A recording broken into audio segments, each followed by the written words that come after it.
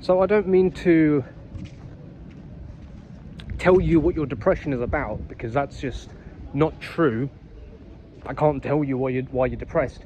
But in my personal condition, or personal experience, I should say, I have been depressed for a number of reasons.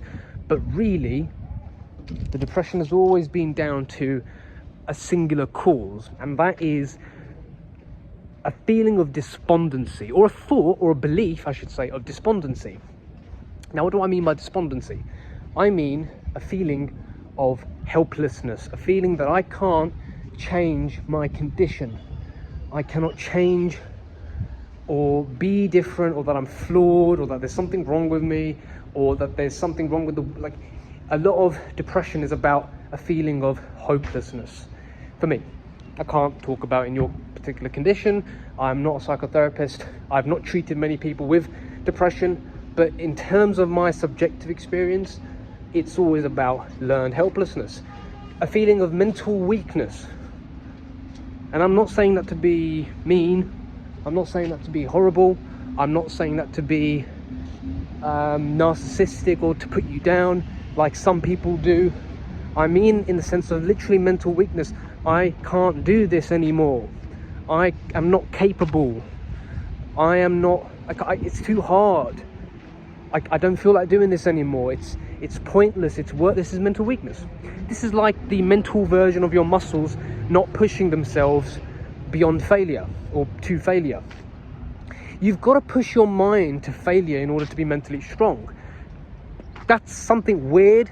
I did not know that I was a warrior for many years. Do you know what that means, warrior? It just simply means someone who fights to live, who has a fight. That's what a warrior is. Everyone has to be a warrior. Everyone successful is a warrior to some level. I know women warriors, I know men warriors, I know kid warriors. They just fight. They believe in a cause, in a fight. You've got to fight in order to be alive.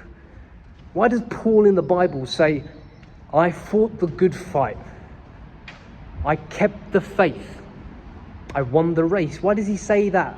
What's the good fight? His fight was one of the spirit, of overcoming the flesh. Your particular fight may be the same. It may be, I don't know, I'm not you. But depression is a lack of a fight, a lack of a good fight. It's when our spirit gives up.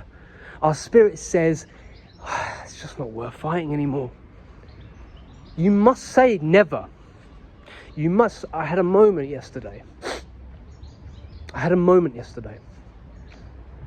in the shower when I was taking a cold shower.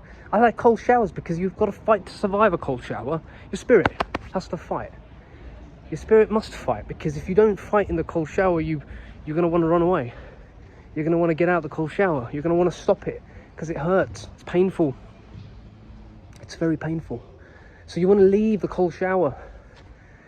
But if you fight, you can stay. My record is 10 minutes. That was years ago. I've not done 10 minutes since then. I did it once and I was like, okay, I can do a cold shower for 10 minutes. Cool, I know I can do a cold shower for 10 minutes. That's it, I'm done now. I don't need to do it anymore.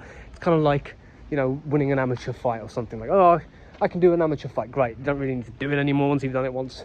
Unless that's your thing, unless you want to keep doing it. Unless you enjoy it, which you might. That might be your chosen sport. Okay? But what I'm saying is the lack of a good fight.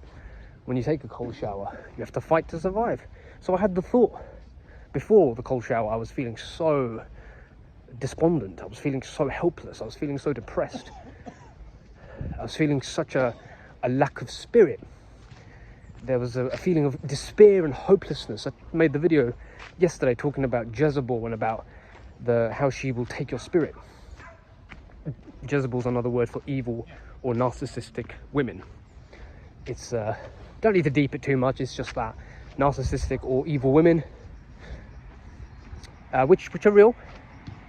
But even the good women, even the pure women that are out there, which they are out there. If you don't believe that, then you fall into the despondent, despair spirit of Satan. And I wish you all the best, and I hope you get out of there. There are good women out there. Be you, be the raw you, be the best you, and be capable. Because here's what it took me a few years to realize this. This isn't me red pilling you. This is just me telling you the truth. Just like men have a biological or physiological reaction when we see large hips and large breasts and a pretty face on a female, just like we have a physiological reaction where we cannot control ourselves, women have this same physiological reaction to certain things of the man.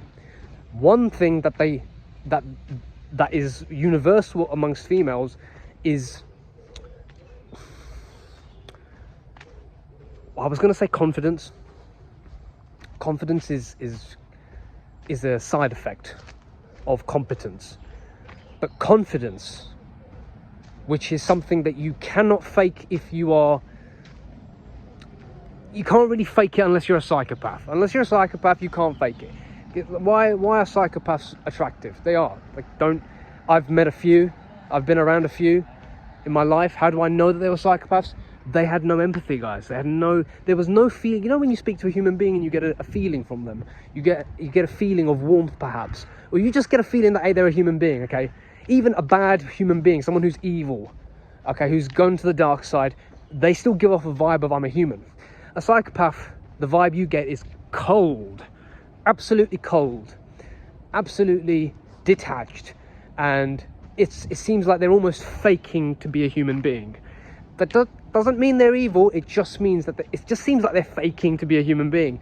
I can detect that because I've been watching people since I was a kid. I've just got a sixth sense about these things,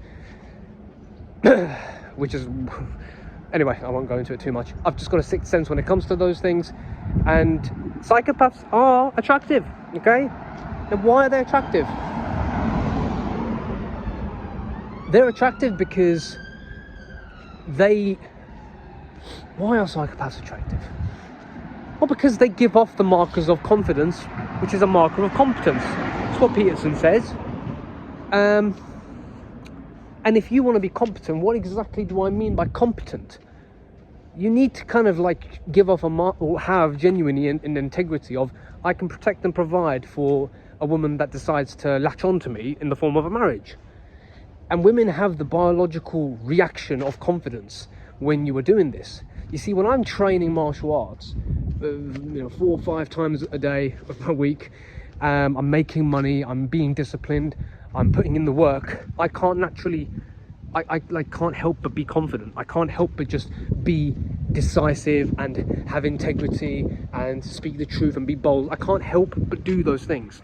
And then I see it. I see every woman, more or less, women who are in relationships, women who aren't in relationships, women who are old, young, I see them all blushing, laughing, smiling, wanting to talk to me, staring, right? I see the markers of attraction.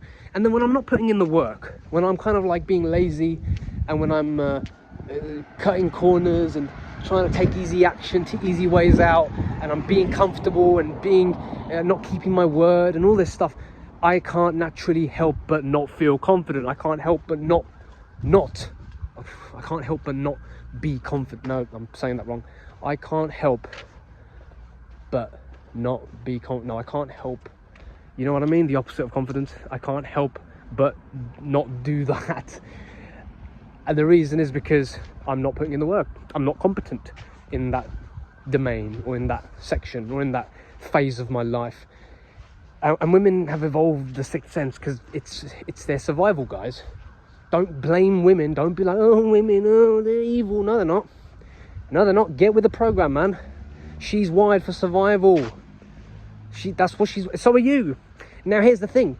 When you are a spiritual individual, that doesn't mean woo individual who doesn't believe in the real tangible world. It just means if you're a spiritual person, which means you value the soul more than the material, you as a man will look at a woman and value her more than her beauty. You will see her beauty. You'll be like, oh, that's cool. Okay, I get a physiological reaction, cool. Sometimes you won't. If you're very spiritual, you won't even get turned on. You will get turned on only when your souls connect. I'm aiming to get to that point. Because I used to be very lustful, but I've with the grace of God, I'm getting that under control. That doesn't mean I've got it under control, it just means I'm getting it under control. So when you're a spiritual person and you're, let's say, someone who's walking along the path of Christ, you will find the soul beautiful of a woman as opposed to her physique, right? The physique is important, just like the physique is important for you, just like you need to be stable financially. If you want a female, if you want a wife or a partner, you best believe you need to have at least some potential. You best believe you need to be going somewhere which indicates financial stability or competence in terms of survival. You've got to have that, guys, and you need to be able to demonstrate that as well with confidence.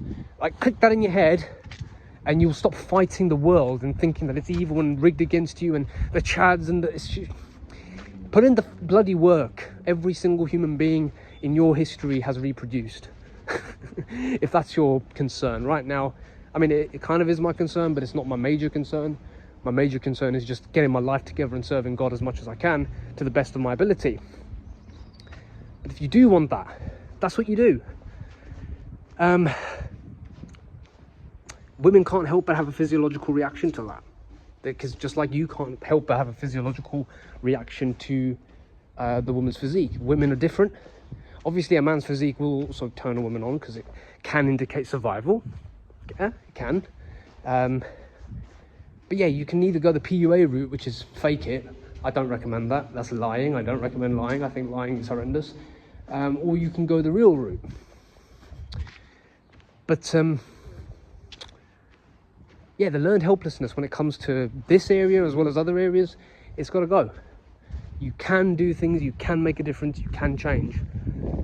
You just got to put in the work, set a goal, set an aim, and follow God. Okay?